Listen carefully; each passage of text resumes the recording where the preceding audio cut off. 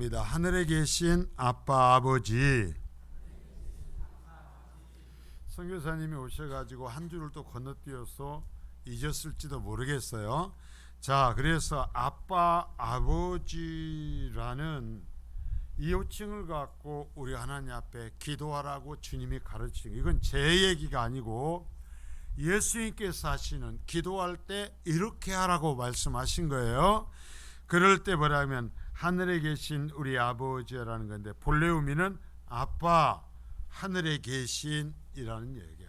그러니까 더 강조는 뭐냐면, 뭐가 표현하면 아빠가 앞에 와요. 아빠. 근데 어떤 아빠? 하늘에 계시는 아빠. 하늘에 계시는 아빠. 자, 그래서 이 하늘에 계신 나의 아빠라는 것은, 이렇게 기도하는 것의 첫 번째 의미는 뭐냐면 기도의 방향을 잡는 거다 그랬어요. 기도의 방향을 잡는 거다. 그래서 제가 양궁을 예를 들어 삼았죠. 아무리 백발백중 한 곳에다가 화살을 다 쏘아도 그것이 관역에 맞지 않으면 의미가 없다 이거예요.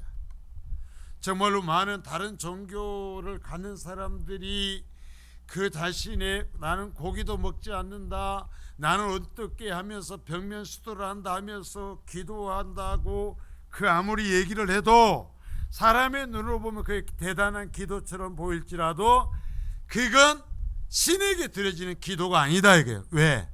관역이 빗나가서 관역. 엉뚱한 데다 쏜 거다. 엉뚱한 데다 쏜 거다. 그래서 하늘에 계신 우리 아버지라는 것은 기도의 방향을 바로 잡는 첫 번째 기초의 의미가 있다라고 얘기를 했어요. 자, 그래서 하나님을 향한 이 아버지라는 호칭은 구약에서는 하나님을 아버지로 거의 부르지를 못한다 그랬어요. 또한 개인이 하나님을 아버지라고는 단 한 번도 못 불렀어요. 심지어 하나님이라는 글자를 써놨는데 그 성경을 읽으면서도 그 하나님이라고 하는 글자를 읽지를 못했다라는 거예요. 그래가지고 그 글자가 정말 어떤 의미인지 어떤 소리인지를 지금도 모른다 그래요. 지금도 몰라. 이스라엘 백성은 그랬어요. 그래서 구약에서 하나님을 아버지로 직접 나타내는 경우는 15번 정도인데 개인이 하나님을 아버지라고 부르지 못했어요. 그러니까 하나님을 아버지라고 부르는 것이 얼마나 영광스러운 것인지를 알아야 된다라는 거예요. 그런데 신약에서는 복음서에만도 170번 이상을 쓰고 있어요. 그리고 대부분이 개인이 하나님을 아버지라고 부르는 이야기다라는 이야기였어요. 그러면 자, 예수님께서 하늘에 계신 우리 아버지라는 것은 아직 신약 성경이 있기 전이니까 그 예수님이 말씀하시는 아빠 하늘에 계신이라는 이 의미는 구약에서 하나님을 향하여서 아버지라고 부른 사용된 그 의미들로서 도대체 주님이 어떤 의미로 말씀했는가를 짐작해 봐야 된다 그랬는데, 첫 번째는 뭐냐면 창조주라는 뜻으로서 하나님을 아버지로 불렀다. 창조주. 그러니까 우리가 여기 신약 시대에도 하나님을 아버지라고 부를 때에는 첫째 어떤 의미가 담겨야 되느냐? 창조주, 유일하신 신이라는 의미를 가져야 된다. 그냥 철부지로서 아버지 이렇게만 해서는 안 된다는 얘기예요. 자, 두 번째는 언제 하나님을 아버지라고 하냐면은 하나님과 이스라엘 백성 가운데 언약 관계가 있다라는 것을 얘기할 때, 자, 언약, 계약이 있다. 계약. 하나님, 나하고 하나님하고 내 아버지가 되는 것은 내가 어느 날 하나님을 아버지라고 해 부르기 시작해서 아버지가 되는 게 아니에요. 어떤 계약이 있기 때문이에요. 계약. 신약 시대는 어떤 계약인가? 예수 그리스도를 통한 십자가의 계약 때문이에요. 십자가의 계약. 자, 세 번째. 그럼 하나님을 어떻게 구약성에서는 아버지라 언제 부르는가? 부성적인 아버지와 같은 사랑과 자비를, 그러니까 이스라엘 백성들을 돌아보시고, 마치 아버지가 부모가 자식을 돌보듯이 돌아보시고 사랑하시고 은혜를 베푸시고 그 약속을 지키시는 그러한 부분을 얘기를 할 때 하나님을 아버지라고 불렀다라는 얘기예요. 자, 네 번째는 또 뭐가 있냐면, 백성들이 자녀로서 마땅히 해야 할 의무와 책임을 얘기할 때, 그러니까 내가 하나님을 아버지, 하늘에 계신 아빠, 아버지라고 얘기할 때에는 나에게도 내게 하나님을 향해서 내가 감당해야 될 의무와 책임이 있음을 알고 내가 그 의무와 책임을 다하겠습니다라는 고백이 담겨 있다라는 거예요. 고백이 담겨 있다. 자, 이런 것을 해야 이 구약성경 예수님께서는 하늘에 계신 아빠라는 말씀을 할 때 그냥 아무 근거도 없이 그 말씀을 가져온 것이 아니라 구약에서 사용된 이 의미를 갖고 가르치셨으니까 그 의미를 우리가 알아야 된다는 거예요. 자, 그러면 자 이제 오늘 저번 주에 이어서 이제 들어갑니다. 아버지라는 호칭에 예수님께서 말씀하신 게 신약까지 이제 확장해서 그 의미를 한번 살펴보는 거예요. 아까는 이제 구약을 근거로서 예수님은 어떤 의미로 얘기했을까라는 걸 살폈는데, 이제는 신구약 66권을 전부로서 하나님을 아버지라, 이 아버지, 하늘에 계신 우리 아버지라고 부르면서 기도하라고 한 것을 신구약 성경을 통째로 통틀어서 이제 그 의미를 살펴보는 거예요. 그러면 첫 번째, 하나님을 아버지라고 부르는 것은, 자, 한번 따라서 합니다. 나의 신분을 규정하는 것이다. 자, 이게 있죠. 호칭은 두 사람의 관계를 나타내요. 자, 식당에 갔어요. 식당 주인을 사장님 하고 부릅니다. 여기에는 어떤 의미가 있냐면은 당신은 식당 주인이고 나는 손님이라는 것을 바탕으로 부르는 거예요. 회사에서 부장님 하고 부릅니다. 이사님 하고 불러요. 자, 그러면 거기에는 무슨 의미가 있어요? 내가 당신의 지위를 받아들여야 되는 사람이라는 것, 그리고 당신은 나를 지휘할 수 있는 권한이 있다는 것을 그 호칭에 담는 거예요. 인정하는 거예요. 자, 그래요. 그래서 호칭은 두 사람의 관계를 나타내고 그 사람의 신분을 나타나는데, 주님은 하나님이 우리의 아빠다, 하나님이 너의 아빠다 라고 말씀하시는 거예요. 이 호칭을 알아가신 것에 대해서 바울 사도가 이렇게 설명해줘요. 참 고맙죠. 바울 사도가 해보시오. 자, 갈라디아서 4장 6절에서 7절입니다. 여러분 성에 하늘에 계신 아버지라는 걸 옆에 이 부분을 써놓으면 이해가 쉬워요. 자, 시작. 너희가 아들임으로 하나님이 그 아들의 영을 우리 마음 가운데 보내사 아빠 아버지라 부르게 하셨느니라. 그러므로 네가 이후로는 종이 아니요 아들이니, 아들이면 하나님으로 말미암아 유업을 받을 자이다. 자, 어떻게 보면 하나님을 향하여서 아빠 아버지라고 부르라는 것에 대한 가르침이 이보다 명확한 데가 없어요. 자, 보십시오. 너희가 누구다 그래 딱 선언을 해버리죠. 바울 사도가 누구다, 너희는 누구다? 아들이다. 누구의? 하나님의 아들. 그럼 하나님의 아들이라는 것을 하나님의 아들들에게 어떠한 표식을 줍니다. 네가 하나님의 아들이다, 너는 내 딸이야, 너는 내 아들이야 라고 하나님이 인정하신 어떤 표식을 줘요. 그게 뭐예요? 자, 이게 있잖아요. 그 아들의 영을 우리에게 주셔요. 자, 성령이죠. 하나님의 자녀들에게는 성령을 주십니다. 성령. 그러니까 내가 구원받았고 안 받았고 내가 하나님의 자녀인지 아닌지는 자, 내가 할 수 있다 없다? 있다. 어떻게? 성령의 통치가 내게서 이루어져요. 하나님이 내게 오시고 하나님이 내게 말씀하시면 하나님의 영이 나를 통치하셔요.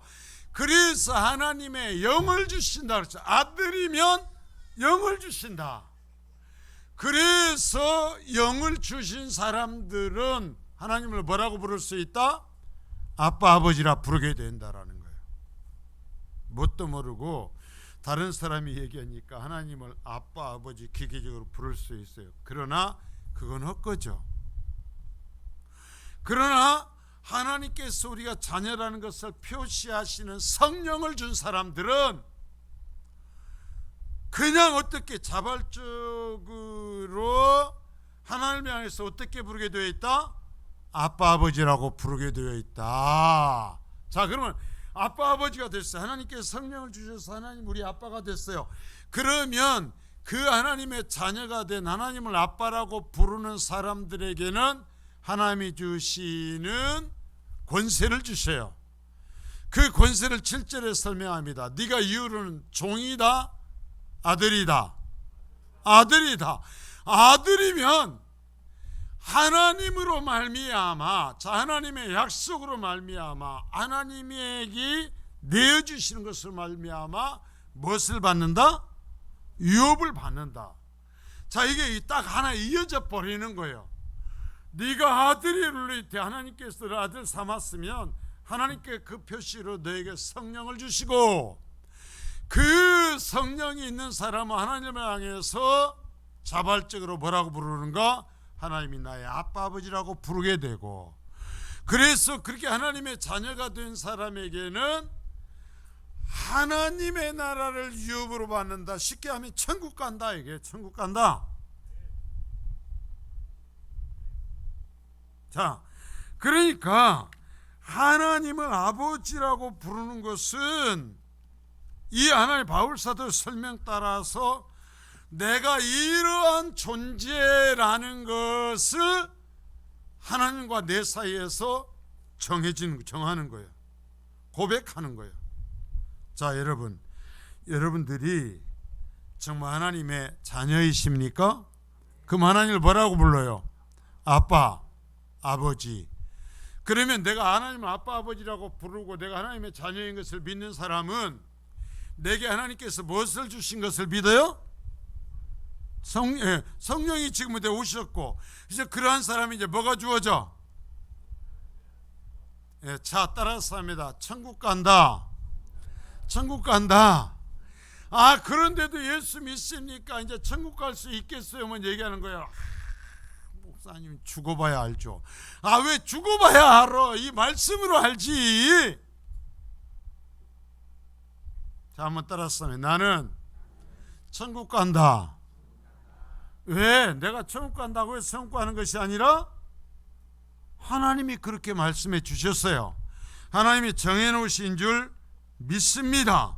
그러니까 이 말씀을 우리가 들으면서 이 하나님을 아버지라고 하는 것은 이러한 내가 어떤 존재이고 그래서 내가 어떤 나중에까지 복을 받게 된다라는 것을 고백하고 그것을 확인하고 누리는 그 모든 것이 다 담겨 있다라는 의미라는 거예요. 자, 그리고 하나님을 아버지라고 부르는 것은 두 번째로는 전적인 의존 관계를 고백하는 거다라는 거예요. 자, 앞에서 얘기했지만 아빠라는 언어가 아들의 언어라고 했어요. 아들의 언어. 자, 자식을 데리고 걸어갑니다. 그런데 애가 걸어가면서 그러는 거야. 아빠 하고 불러. 자, 애기가 이제 이제 끈적끈적 걸으면서 하면서 아빠 그래요. 그러면 그 말이 뭔 말이에요? 내가요 이 아빠를 전적으로 의존하는 거예요. 이분이 나를 보호할 거예요. 이분이 나를 입히실 거예요. 이분이 나를 먹일 거예요. 이분이 오늘 나와 함께 할 거예요.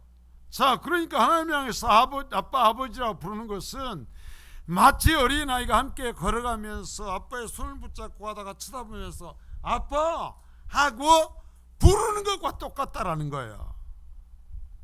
그러니까 하나님을 아빠라고 부르는 것이 복이에요, 복이 아니에요? 어마어마한 거죠. 그러니까 이 아빠라는 것을 언제 할 거요? 죽기 전에 할 거요? 언제 할 거요? 날마다 해야지. 걸어가다가요, 애가 쳐다보면서 걸어가다가 아빠 하면은 아빠 기분이 어떻겠어요? 좋죠. 좋잖아요. 근데 아까 1분 전에 아빠 했어. 그리고 또 쳐다보면서 씩 웃으면서 아빠 그러는 거예요. 그건 뭐라고 그래? 고만이 새끼야. 아버지가 그래요? 아니요. 그러면 또 쳐다보면서 그래. 자, 이런 것을 전적인 의존 관계를 고백한다라는 거예요. 그래서 의존 관계를 해서 출발하는 것이 뭐냐면, 자, 따라서 기도. 이 아빠하고 부르는 놈이 말이죠. 2번, 3번 부르다가 나중에 얘기합니다. 아빠, 나 사탕 사줘.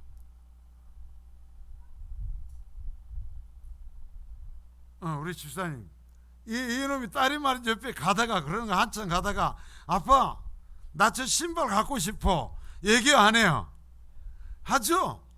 이게 왠지 아빠 하기 시작하면 평소에 안 하던데 이게 덜 붙으면서 아빠 보기 시작하면은 왠지 불안해. 뭔가 따라온단 말이에요. 자, 이게 뭐냐면 이런 전적인 의존 관계를 통해서 우리가 하나님 앞에 나타낼 수 있는 게 뭐냐면 기도다. 이게 기도, 전적인 의존 관계. 왜? 하나님만이 나를 구원할 수 있고 하나님이 나의 아빠니까, 그래서 그 하나님을 의존하면서 하나님께 도움을 구하고 내 아픔을 얘기하고 내 서러움을 얘기를 하고 내게 필요한 것을 얘기한다라는 거예요. 그러면 이런 바른 관계를 갖고서 하나님 앞에 이런 관계 속에 기도하면 아빠와 나와의 사이에 공감이 이루어져요, 안 이루어져요? 이루어지죠. 이루어지는 거예요. 그래서 얘기하면서 하늘에 계신 우리 아버지라고 하고 기도하라는 거예요. 이 전적인 의존 상태, 내 어린아이가 아장아장 걸으면서 흐를 때 아빠 하다가 내 손을 잡아 끄는 겁니다. 질질 끌어요. 이 얘기는 뭐예요? 목적이 있다라는 거예요. 뭔가 해줘야 된다라는 거예요. 그러니까 예수님이 말해서 이렇게 기도하라는 거예요. 어떻게? 아빠 하면서 질질 끌고 가는 거예요. 그러면 아빠가 얘기할 것입니다. 들어줄 만한 것이면 들어주겠죠. 그러나 그것을 해서는 안 될 것 같으면은 얘기를 할 것입니다. 안 돼. 이건 안 돼. 이것 대신에 저거 어쩔까? 다른 거 해줄게. 내가 원하는 것이 아닐지라도 하나님은 우리에게 들어주실 것입니다. 이야기를 하는 거예요. 이야기를. 그러니까 우리가 하나님을 그냥 아빠, 아버지 그냥 부르면서 그냥 기도로 해도 됩니다만은 이런 성경적인 의미를 알면 우리의 신앙이 더 견고히 설 수가 있고 뒤뚱거리지 아니할 수가 있죠. 그래서 이러한 의미를 뭐냐면 요한복음 15장 4절에서 7절까지 해서 포도나무의 비유를 통해서 얘기를 하는 거예요.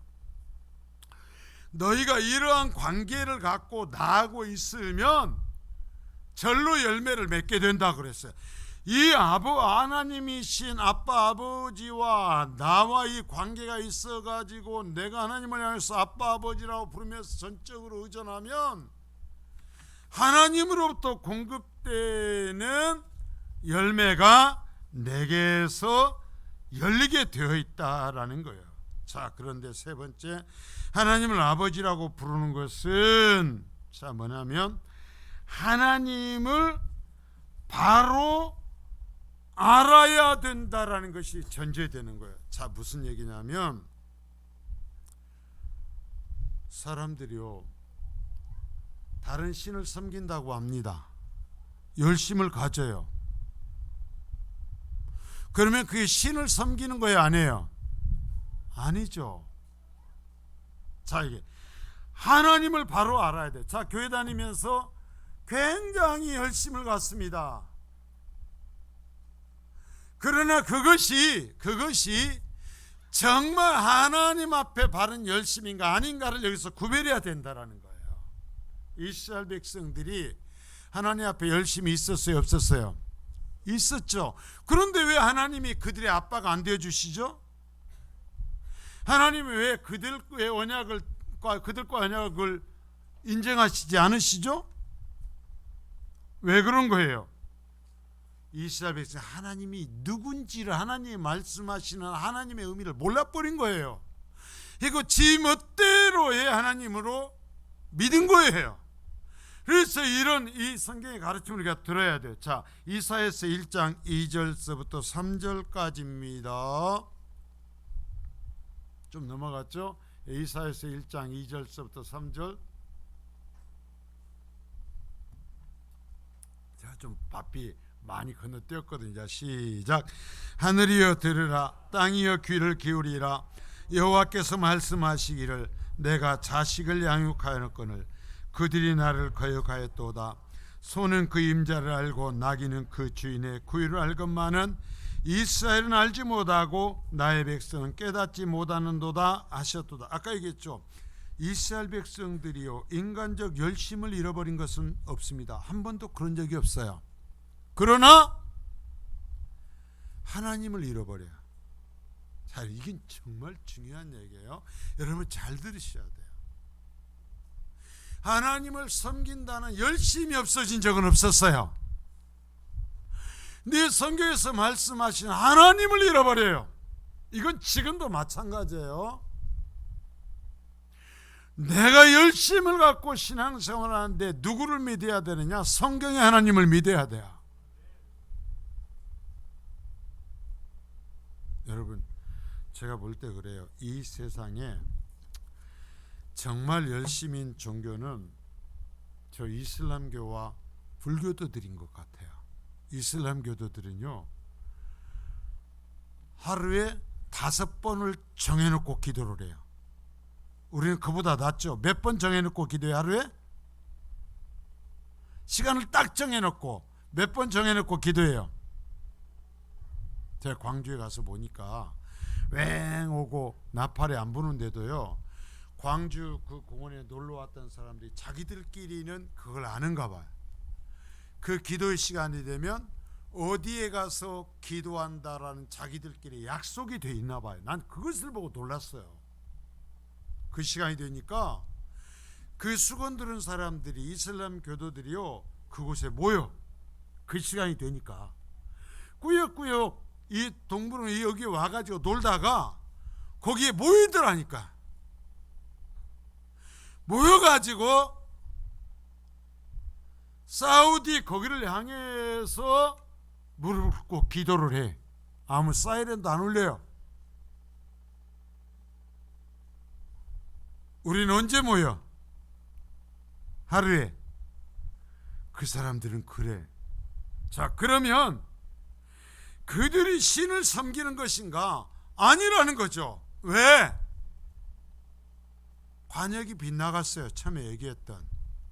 여러분, 하나님을 바로 알지는 못해요. 신을 알지 못해요. 여기서 아까 성경 띄워놨죠. 이사야 선지자 얘기합니다. 하늘이여 들으라, 땅이여 들으라. 오죽하면 하늘과 땅을 증인으로 부르고 하나님 말씀합니다. 내가 자식으로 이스라엘을 양육하였다. 내 자식으로 양육했지만 그들이 나를 거역했다라는 거예요.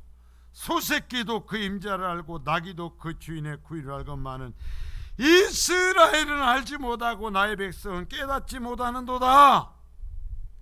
그러니까 하나님을 아버지라고 부르는 것은 내 신앙이 하나님께로 향하고 있는가, 이 바른 것을 다시 맞추는 것이다 이거예요. 내 신앙이 누구를 향한 것이어야 된다고요? 하나님을 향한 것이 돼야 돼. 근데 우리가 살다 보면 이 우리 신앙의 관역을 자꾸 삐뚤거리게 하는 것들이 있어요. 잃어버리게 하는 것들이 있어요. 그러나 그런 것에 지켜야 될 책임은 내 스스로요.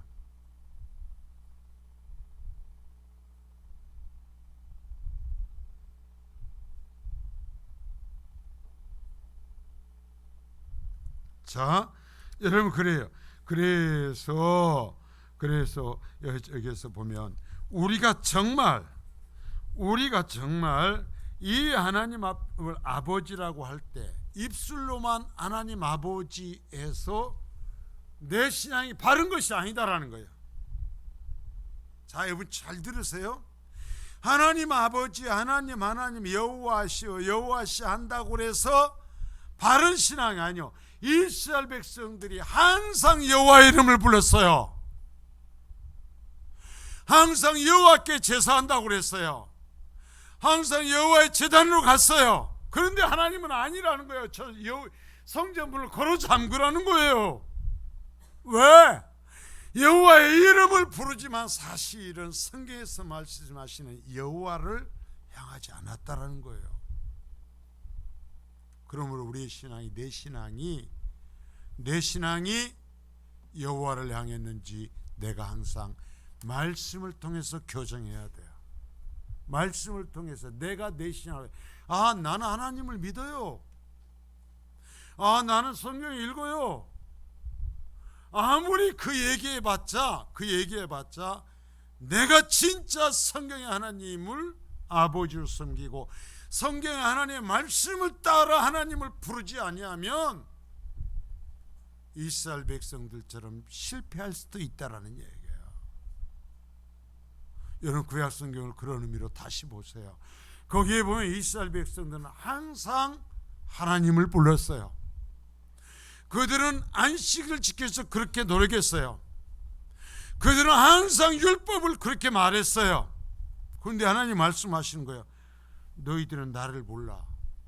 나는 너희와 상관없어. 여러분 이걸 통해서 우리가 정말 진정한 신앙을 회복해야 된다라는 거예요. 내 신앙을 하나님이 인정하셔야 돼요. 그래 내가 너의 신이다. 그래 내가 너의 아빠다 라고 말씀하셔야 된다라는 거야. 우리가 단 한 사람이라도 이스라엘 백성처럼 실패하지 아니할 수 있기를 바라는 것입니다. 자, 그리고 하나님을 아버지라고 부르는 것은 아버지이신 하나님은 끝까지 신실하신 분이라는 것을 신뢰하게 돼요.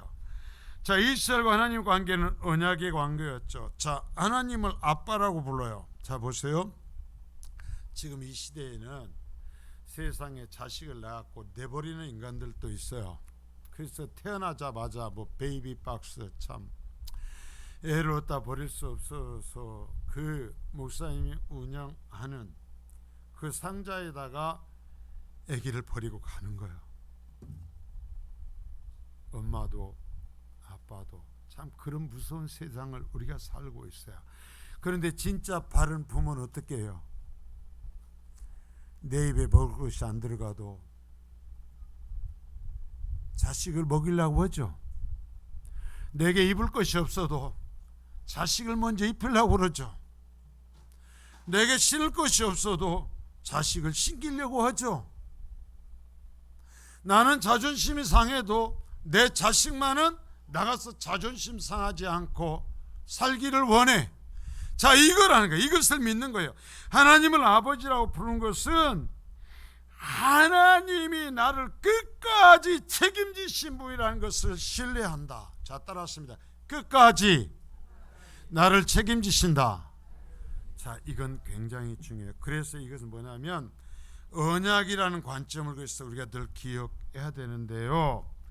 자, 그래서 이것이 그런데 이스라엘 백성들이 하나님과의 이 언약을 파기해버리죠. 그럼 하나님께서는 인간들을 구원기 위해서 메시아를 보내겠다고 하시는 사상을 이 하나님께 택하신 영혼들을 구원하시겠다는 이야기를 계속해서부터 창세기 3장 15절 인간의 타락 이후서부터 바로 말씀하셨습니다. 그래서 이스라엘 백성들에게 다윗의 왕위를 이을 왕으로서 메시아가 올 것을 계속 말씀했습니다. 그래서 이스라엘과의 특별한 관계를 항상 얘기하셨습니다. 그런데 이스라엘 백성이 그 계약을 파기해버려요. 그러면 인간을 구원하겠다라는 창세기 3장 15절서부터 하나님이 약속하신 그 약속은 파기되어 버리는가? 인간의 불신앙 때문에 파기되어 버리는가라는 거예요. 예수님이 근데 오셨어요, 안 오셨어요? 오셨죠. 이스라엘이 하나님과의 언약을 파기했어도 하나님 그 언약을 끝까지 성취하셨어요. 그 이야기를 이사야서 7장 14절에서 얘기합니다. 자, 보겠어요? 7장 14절. 자, 시작. 그러므로 주께서 친히 징조를 너에게 주실 것이라. 보라, 처녀가 잉태하여 아들을 낳을 것이요 그의 이름을 임마누엘이라 하리라. 이건 이제 설명을 한참 해야 되는데 궁금하면 이 부분 이사야서 7장 이 부분을 가서 보셔요. 이건 뭐냐면 하나님께서 이스라엘과의 특별한 관계 속에서 다윗의 왕으로서 이 보낸다 그러면서 이스라엘과의 특별한 관계를 계속 말씀하셨어요. 그러나 이스라엘이 그 언약을 지키지 않습니다. 파기해버립니다. 그러면 하나님께서는 인간들을 구원하리라고 약속하신 약속을 파기해버리는가? 아니요. 그게 이사야서 7장 14장에서 이걸 뭐라고 하냐면은 따라서 합니다. 임마누엘 사상. 임마누엘 사상. 자, 임마누엘이라는 건 뭐냐면 하나님께서 우리와 함께 하신다라는 거예요. 이스라엘은 특별한 언약 관계로서 복의 통로가 되도록 삼으신 이스라엘은 너희가 복의 통로가 되는 사명을 감당하라며 특별한 관계를 주셨지만 그들은 파괴해버립니다. 그러나 하나님은 이스라엘 통해서 인간들에게 약속하신 이 구원의 일을 파기하지 않습니다. 그래서 어떻게 해요? 7장 14에 보면 처녀가 잉태하여 아들을 낳을 것이다. 자, 어떻게 해? 처녀를 통해서 이스라엘이 없어도 돼요. 계약을 파기한 이스라엘이 없어도 처녀가 아들을 잉태하여 인간을 구원케 하시는 그 일을 하나님은 이루실 것이다라는 얘기예요. 자, 여러분, 이게 왜 중요한가? 우리가 예수를 믿으면서도 어려움을 닥쳐요, 안 닥쳐요? 닥치죠. 힘들 때가 있어요, 없어요? 내가 예수를 그렇게 믿었는데 암이 걸려. 저도 안 걸려봤으니까 다 알 수가 없어요. 그 암과 싸우는 사람의 고통을 저도 알 수가 없어요. 그런데 제가 상담을 공부하면서 모든 사람이 암이 걸리고 사망과 직면하는 상태에 이르게 되면 여러분, 신앙생활을 잘한 사람들은 절대 안 흔들릴 거예요. 그렇죠? 아니요. 거기서 얘기를 해요. 아무리 신앙이 좋은 사람, 저는 목회 상담을 배웠어요. 성경을 근거로 하는 상담을 배웠어요. 얘기를 합니다.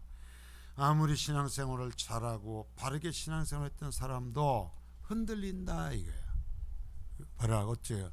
왜 나에게 이런 일이 닥쳤습니까?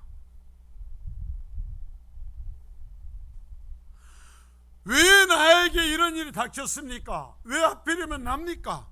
내가 뭘 잘못했어요? 자, 암만이 아니에요. 우리가 이해할 수 없는 일을 당해요. 부부가 결혼해서 살다가 사랑하는 남편이 일찍 주님 앞에 가요. 사랑하는 아내가 주님 앞에 가요. 내 자녀가 내 앞에서 하나님 앞에 부르심 받아요. 그때 여러분 그것을 신앙으로서 오케이 끄덕끄덕 할 수 있는 사람이 있습니까? 저도 안 당해봐서 다 몰라요. 그러나 얘기합니다. 누구도 그것을 바로 받아들일 수 있는 사람은 없다. 다 얘기한다. 왜 그래요, 하나님? 바르게 신앙생활을 했던 사람일수록 더 고통스러워하고 더 절망에 떨어진다. 이게 여러분 진짜 이게 바르게 신앙생활을 열심히 신앙생활했던 사람이 더 절망하고 더 고통에 떨어진다라는 거예요. 왜? 내가 그만큼 했는데 왜 이 짓을 나에게, 왜 하나님 나한테 왜 이 짓을 해요? 그 과정을 거치면서 다시 성령의 만져주심을 체험하고 하나님 주신 소망을 바라보면서 회복되어 간다. 자, 구한 사람들, 정말 구원받은 사람들은 그럼에도 불구하고 그것 속에서 회복되어 간다. 반드시 회복되어 간다. 이것이 구원받은 사람과 아닌가의 차이라는 거야. 제가 성경을 배우면서 차이다. 그게 차이다. 절망한다. 무너진다. 그러나 성령이 그 속에서 말씀하시고 하나님 주신 약속을 보면서 회복되어 간다. 회복되어 간다. 예. 그러니까 그러면 왜 성령의 말씀을 통해서 하나님의 말씀을 통해 회복되어져 가는가? 하나님의 사랑을 신뢰하는 거죠. 하나님의 말씀을 통해서 다시 하나님을 보는 거죠. 그러면서도 내가 다 이해할 수 없는 이 일들을 내가 겪고 있지만 하나님께서 나를 버리시는 것은 아니구나. 하나님께서 나를 구원하셨구나. 이 세상이 영원한 것이 아니라 하나님이 주시고자 하신 구원을 그래 나에게 이미 주셨구나라는 것을, 더 큰 것을 하나님이 보여주시고 그것을 확신하면서 이겨낼 수 있게 된다라는 거예요. 그러니까 하나님을 아버지라고 부르는 것은, 하나님을 아버지라고 부르면서 하나님께서 정말 마지막 어떤 때에도, 자 다시 얘기해요. 질병이 올 수 있어요. 왜 나에게? 내가 감당할 수 없는 이 세상에서 절대로 겪고 싶지 아니한 고난을 겪을 수도 있다란 말을 우리가 다 이해 못하잖아요. 그러나 그때도 다시 옷도 잊혀 일어나면서 신앙생활을 할 수 있는 것은 뭐냐면 하나님의 약속은 그대로다. 하나님은 변하지 않는다. 하나님은 나와 끝까지 함께 하신다라는 거예요. 그래서 하나님은 아빠, 하늘에 계신 나의 아빠라고 부르는 것은 하나님, 내가 때로는 이해할 수 없는 고난이 와도 어려움이 와도 하나님은 절대로 나를 버리지 않으신다. 하나님은 나를 반드시 구원하신다라는 것을 신뢰하고 회복될 수 있는 근거를 얘기하는 거다라는 얘기예요. 자, 여러분, 그래요. 아무나 하나님을 아빠라고 부를 수 있는 게 아니에요. 아까 얘기한 대로 성령이 그 속에 선물로 주어지고, 그래서 하나님께서 나를 자녀 삼으신 것을 믿고, 그래서 나를 자녀 삼아서 나에게 영원한 생명을 주신 것을 믿는 사람들, 그래서 그 하나님과의 영원한 영광을 소망하는 사람들이 하나님을 향해서 하늘에 계신 나의 아빠라고 부르면서 기도할 수 있다라는 거예요. 그러니까 이것을 다 우리가 항상 기억하면서 하늘에 계신 아빠라고 할 수는 없겠지만, 적어도 하늘에 계신 아빠라는 내 고백이 하나님 앞에 모든 관계를 다 신뢰하게 하는 것이고, 내가 어떤 고난에서 쓰러지지 않을 것을 믿는 것이고, 하나님께서 나를 반드시 붙들어 주실 것을 믿고, 하나님 앞에 내가 내 아빠를 손을 붙들고 손을 땡기면서 아빠 하고 저거 달라고 이끌고 가는 것과 같은 기도를 할 수 있는 근거가 된다는 것을 믿으시기를 바라는 거예요. 자, 다시 한번 합니다. 하늘에 계신 나의 아빠. 예, 지금까지도 잘하셨지만 이런 의미를 갖고 하나님을 나의 아빠로 모시고 살아갈 수 있기를 바랍니다. 그래서 정말 이렇게 말씀하시는 복을 누리는 거룩한 성도들이 될 수 있기를 축복합니다. 거룩하신 주님 감사합니다.